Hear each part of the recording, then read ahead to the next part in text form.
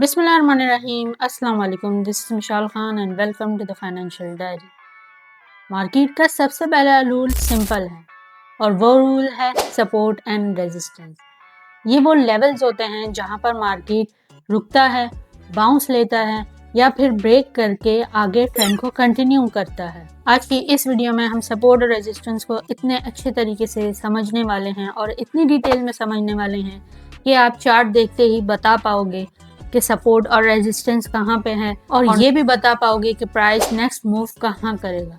तो चलिए video start करते हैं। जी तो गाइस, सपोर्ट एंड रेजिस्टेंस को मैं आपको एक बॉल और एक बॉक्स की एग्जांपल से समझाती हूँ। लेट्स सपोज यहाँ पर हमारे पास एक बॉक्स है और हमारे पास एक बॉल है। अगर हम इस बॉल को इस बॉक्स के अंदर फेंकें तो क्या होगा? बॉल जाएगी, यहाँ से टकराएगी यानी फ्लोर पे टकराएगी, ऊपर चली जाएगी, फिर सीलिंग से टकराएगी, दोबारा नीचे आएगी, फ्लोर से टकराएगी, फिर दोबारा ऊपर सीलिंग पे जाएगी, फिर फ्लोर से टकराएगी। तो इसी तरह हमारे पास होते हैं सपोर्ट और रेजिस्टेंस। जो नीचे का जो लेवल होता है यानी प्राइस जहां पर आकर रुकती है उस लेवल को कहते हैं सपोर्ट, और प्राइस जहां पर ऊपर जाकर रुक जाती है उसको कहते हैं रेजिस्टेंस। अब प्राइस जो है सपोर्ट और रेजिस्टेंस के बीच में बार बार आती है, मतलब सपोर्ट पे आई, यहाँ से बाउंस किया, रेजिस्टेंस तक गई, रेजिस्टेंस पे आई, यहाँ से इसने दोबारा ट्रेंड चेंज किया, नीचे आ गई। तो इस तरह सपोर्ट और रेजिस्टेंस के बीच में जो है घूमती रहती है प्राइस। अब यहाँ पर प्राइस बार बार आके ऊपर क्यों जाती है और रेजिस्टेंस के पास आके प्राइस बार बार नीचे क्यों जाती है? तो यहाँ पर लगता है डिमांड और सप्लाई का कॉन्सेप्ट। डिमांड हमारे पास सपोर्ट के पास ज्यादा होती है और रेजिस्टेंस के पास हमारे पास होती है सप्लाई। अब डिमांड और सप्लाई क्या है? तो अब मैं आपको इसकी एक बहुत अच्छी एग्जांपल देने वाली हूँ। वो ये कि कोरोना टाइम्स में आपको याद होगा कि मास्क जो है हमारे पास उसकी डिमांड बहुत ज्यादा बढ़ गई थी। हर किसी को मास्क यहाँ पर चाहिए होता था क्योंकि एक बेसिक नेसेसिटी बन गई थी हर इंसान के लिए। मतलब सरवाइव करना चाह रहा होता था वो, उसको ये लगता था कि उसका सर्वाइवल का जो एक बेसिक मीन्स है वो मास्क है। अब मास्क की डिमांड जो है हमारे पास बहुत ज्यादा बढ़ गई थी, हर किसी को मास्क चाहिए था, लेकिन क्योंकि मास्क की हमारे पास सप्लाई जो है लिमिटेड थी, सप्लाई हमारे पास लिमिटेड थी। लेट सपोज हमारे पास 1 लाख मास्क होंगे और डिमांड हमारे पास कितनी थी? मतलब हर कोई, कराची में हर कोई लेना चाहता था, पाकिस्तान, पूरे पाकिस्तान में हर कोई लेना चाहता था, इवन पूरे वर्ल्ड में हर कोई लेना चाहता था। तो पाकिस्तान में लेट्स सपोज कि हमारे पास 1 लाख सप्लाई पड़ी हुई थी मास्क की और पाकिस्तान की आबादी तो आप जानते ही हैं कितनी ज्यादा है। तो अब क्या हुआ कि इसकी प्राइस बढ़ना शुरू हो गई। वो क्यों बढ़ना शुरू हो गई? क्योंकि जो लोग थे जिनको इसकी नीड थी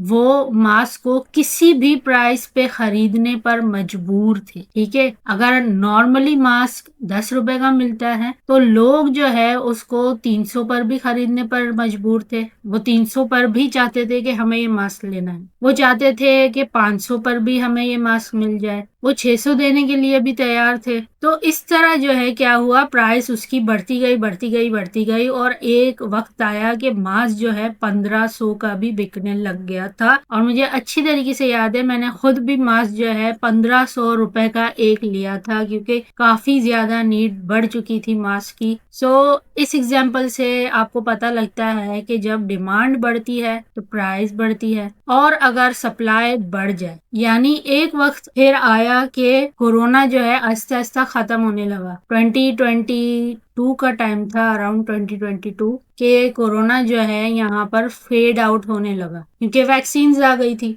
तो जब वो फेड आउट होने लगा तो कम लोगों को मास्क चाहिए होता था। अब क्योंकि कम लोगों को मास्क चाहिए होता था तो क्या हुआ, सप्लाई बढ़ गई। अब जब सप्लाई बढ़ गई तो ऑटोमेटिकली प्राइस जो है गिरने लग जाती है क्योंकि सप्लाई बढ़ गई है। अब जो है 1500 में कोई नहीं खरीदेगा, 600 में कोई नहीं खरीदेगा, 500 में नहीं लेगा, 300 में नहीं लेगा। अब अगर कोई लेगा, किसको चाहिए होगा, तो वो 10 रुपए में ही लेगा। तो ये होता है डिमांड और सप्लाई का कॉन्सेप्ट। सो गाइज, हमने क्या समझा कि सपोर्ट और रेजिस्टेंस वो जोन होते हैं जहां पर प्राइस आती है और रेजिस्टेंस के पास से नीचे गिरती है, सपोर्ट के पास से ऊपर जाती है, और इसी तरह सपोर्ट और रेजिस्टेंस के बीच में मूव करती रहती है। लेकिन एक पॉइंट आएगा, लेकिन हमेशा ऐसा नहीं होता। एक पॉइंट आएगा कि प्राइस या तो रेजिस्टेंस को ब्रेक कर देगी या तो सपोर्ट को ब्रेक कर देगी। तो लेट्स सपोज प्राइस ने अगर रेजिस्टेंस को ब्रेक किया है तो नेक्स्ट वो कहाँ तक जाएगी? वो जाएगी ऊपर, कोई इंपॉर्टेंट रेजिस्टेंस का जोन होगा वहां तक जाएगी, यानी नेक्स्ट रेजिस्टेंस तक जाएगी। ये रेजिस्टेंस 1 था हमारे पास, यहाँ पर रेजिस्टेंस 2 था हमारे पास। अगर इसको भी ब्रेक करती है तो यहाँ पर हमारे पास एक और इंपॉर्टेंट जोन होता है और होता है वो रेजिस्टेंस 3, यानी वो नेक्स्ट रेजिस्टेंस तक जाएगी। इसी तरह अगर सपोर्ट को वो ब्रेक करती है तो वो नेक्स्ट सपोर्ट तक जाएगी, और अगर मजीद सपोर्ट को ब्रेक करती है वो नेक्स्ट सपोर्ट तक जाएगी। तो this is how it works. अब आप सपोर्ट और रेजिस्टेंस के बेसिस पे किस तरह ट्रेड ले सकते हैं? या तो आप इंटरनल ट्रेड ले सकते हैं या तो आप एक्सटर्नल ट्रेड भी ले सकते हैं। दोनों तरह की ट्रेड आप ले सकते हैं। अब इंटरनल ट्रेड और एक्सटर्नल ट्रेड क्या होता है? ये जो अंदर सपोर्ट एंड रेजिस्टेंस के बीच में जो एक्टिविटी हो रही है प्राइस के बीच में, ये होती है इंटरनल एक्टिविटी। अब आप इसमें क्या कर सकते हैं कि सपोर्ट से लेके रेजिस्टेंस तक आप ट्रेड ले सकते हैं, रेजिस्टेंस से लेके सपोर्ट तक आप ट्रेड ले सकते हैं। यानी प्राइस अगर सपोर्ट के पास आए तो आप कंफर्मेशन करते हैं, कोई भी बुलिश कैंडल बन जाती है तो आप जो है ट्रेड में एंटर हो सकते हैं और रेजिस्टेंस तक अपनी ट्रेड को लेकर चल सकते हैं। इसी तरह अगर प्राइस रेजिस्टेंस के पास है तो कोई आप बेरिश कैंडल देखेंगे, उसकी फॉर्मेशन होते हुए देखेंगे, तो वहां से आप ट्रेड में एंटर हो सकते हैं और सपोर्ट तक अपनी ट्रेड को लेकर चल सकते हैं, प्रॉफिट बुकिंग कर सकते हैं। और स्टॉप लॉस कहाँ लगा सकते हैं? अगर आप रेजिस्टेंस से ट्रेड उठा रहे हैं तो रेजिस्टेंस के ऊपर कहीं इस पॉइंट पर आप अपना स्टॉप लॉस लगा सकते हैं, और अगर आप सपोर्ट से अपनी ट्रेड को उठा रहे हैं तो सपोर्ट के नीचे कहीं यहाँ पर अपना स्टॉप लॉस लगा सकते हैं। सो हम इंटरनल ट्रेड्स की तो बात कर चुके हैं, अब हम बात करते हैं एक्सटर्नल ट्रेड्स की कि हम एक्सटर्नली किस तरह ट्रेड कर सकते हैं। तो एक्सटर्नली हम ट्रेड तब करते हैं जब आइदर रेजिस्टेंस का जोन ब्रेक होता है या तो सपोर्ट का जोन ब्रेक होता है। तो लेट्स सपोज के प्राइस ने यहाँ पर रेजिस्टेंस के जोन को ब्रेक कर दिया। अब आप क्या करेंगे? आप रीटेस्ट का वेट करेंगे, प्राइस के नीचे आने का वेट करेंगे, और प्राइस जब नीचे आएगी तो जो रेजिस्टेंस का जोन है वो इस बार सपोर्ट बन जाएगा, क्योंकि इस बार क्या होगा कि प्राइस जब नीचे आई तो यहाँ से ऊपर उठेगी। अब प्राइस जहाँ से ऊपर उठती है उसको सपोर्ट कहते हैं। तो जब रेजिस्टेंस ब्रेक होता है तो वो एज अ सपोर्ट एक्ट करने लग जाता है। अब जब यहाँ से प्राइस ऊपर उठी, इसने इस लेवल को ब्रेक किया, प्राइस ने इस लेवल को ब्रेक किया, तो यहाँ पर कोई भी बुलिश कैंडल बनी, आप इसकी क्लोजिंग के बाद एंटर हो सकते थे ट्रेड के अंदर, और कहाँ तक अपनी ट्रेड को लेके चल सकते थे? जो नेक्स्ट रेजिस्टेंस का लेवल था यानी R2, यहाँ तक आप अपनी ट्रेड को लेके चल सकते थे। यहाँ पर प्रॉफिट बुकिंग आप कर सकते थे, स्टॉप लॉस आप रेजिस्टेंस के नीचे। लेट सपोज यहाँ पर कोई कैंडल थी, उसकी विक यहाँ तक थी तो उसकी विक के नीचे लगाएंगे। यहाँ पर कोई भी कैंडल हो जिसकी विक ज्यादा बड़ी हो, यानी कोई यहाँ पर एक और कैंडल थी उसकी विक ज्यादा बड़ी थी, तो जिसकी विक ज्यादा बड़ी है उसके नीचे आप अपना स्टॉप लॉस लगाएंगे। और इसी तरह सपोर्ट का है, अगर सपोर्ट का लेवल ब्रेक होता है, रीटेस्ट होता है, यानी प्राइस यहाँ पर अभी नेक्स्ट टाइम जो है रेजिस्टेंस बनाती है और दोबारा नीचे आती है, इस पॉइंट से आप अपनी ट्रेड में एंटर हो सकते हैं। कहाँ तक लेके चल सकते हैं? सपोर्ट का जो नेक्स्ट लेवल है यानी S2, यहाँ तक आप अपनी ट्रेड को लेके चल सकते हैं, प्रॉफिट बुकिंग यहाँ पे आप कर सकते हैं। और स्टॉप लॉस कहाँ पे लगाना है? कोई भी कैंडल जिसका विक बड़ा हो, यहाँ पर लेट सपोज 3 कैंडल्स हैं, जिसका भी विक सबसे बड़ा होगा उसके ऊपर आप अपना स्टॉप लॉस लगाना। गाइस चलिए अब हम इसको रियल चार्ट एग्जांपल से समझ लेते हैं। बिटकॉइन का चार्ट है 5 मिनट का। यहाँ पर आप देख सकते हैं कि प्राइस इस लेवल पे एक बार आई, नीचे चली गई, दूसरी बार आई, नीचे चली गई, तीसरी बार आई, चौथी बार, पांचवी, छठी बार आई। ठीक है, तो ये हमारे पास क्या हो गया? रेजिस्टेंस का जोन हो गया। इसी तरह यहाँ पर हमारे पास प्राइस एक बार आई, दूसरी बार आई, तीसरी बार आई, तो ये हमारे पास क्या हो गया? ये सपोर्ट का लेवल हो गया। यहाँ पर भी हमारे पास जो प्राइस है वो सपोर्ट के लेवल तक ही आई है, लेकिन इसने क्या किया? लिक्विडिटी को स्वीप किया है। तो ये एक एडवांस्ड कॉन्सेप्ट है, ये आने वाली क्लासेस में मैं कवर करने वाली हूँ, तो इसको भी हम सपोर्ट का पॉइंट ही कंसीडर करेंगे। तो अब हम सपोर्ट और रेजिस्टेंस को चार्ट के ऊपर किस तरह प्लॉट कर सकते हैं वो मैं आपको बता देती हूँ। हमारे पास यहाँ पर होती है हॉरिजॉन्टल लाइन, यहाँ पर आप जाएंगे लाइंस में, और यहाँ पर आपको मिलेगा हॉरिजॉन्टल लाइन। तो इससे क्या होता है कि जहां पर भी आप इसको क्लिक करते हैं, एक बार जस्ट क्लिक करते हैं तो वहां पर एक हॉरिजॉन्टल लाइन आ जाती है। तो यहाँ पर हमारे पास रेजिस्टेंस का जोन है, हमने यहाँ पर जस्ट एक बार क्लिक किया और ये लाइन यहाँ पर लग गई।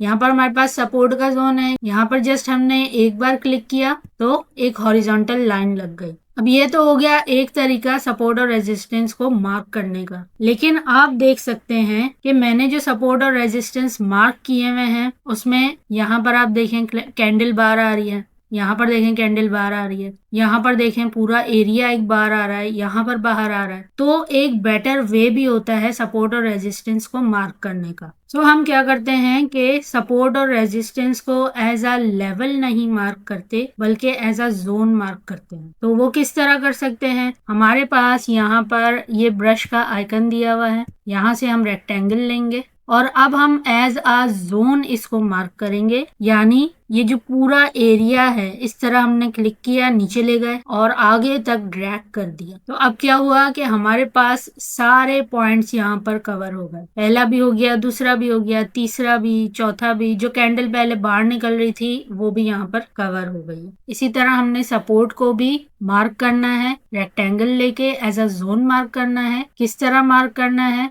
यहाँ से हमने रेक्टेंगल बनाना स्टार्ट किया और थोड़ा सा एरिया हमने बढ़ा दिया, इसको कवर कर लिया। अब यहाँ पर क्या हुआ हमारे पास कि ये वाला पॉइंट भी कवर हो गया, ये वाला पॉइंट भी कवर हो गया, ये भी कवर हो गया और ये जो है ये हमारे पास लिक्विडिटी है। इसका कॉन्सेप्ट हम जो है आगे जाकर समझने वाले हैं। तो इस तरह हम जो है अपने सपोर्ट और रेजिस्टेंस को मार्क करते हैं और अगर हम एज अ जोन मार्क करें तो वो ज्यादा बेहतर रहता है। और यहाँ पर हमारे पास ये डिमांड जोन हो जाता है और ये हो जाता है सप्लाई जोन। तो सपोर्ट और रेजिस्टेंस और डिमांड एंड सप्लाई एक ही तरह हमारे पास वर्क करते हैं। तो अब क्या होगा कि प्राइस अगर हमारे रेजिस्टेंस जोन को ब्रेक करेगी तो वो कहाँ तक जाएगी, जो नेक्स्ट रेजिस्टेंस का जोन है। अब इसको तो हम पहले से प्रेडिक्ट कर नहीं सकते हैं, तो पास्ट में कहीं पे हम जाकर देखते हैं कि कोई जोन है। तो यहाँ पर हमें जो है एक जोन मिल चुका है, हम यहाँ से जो है बनाना स्टार्ट करेंगे और आगे तक इसको ड्रैग कर देंगे, यानी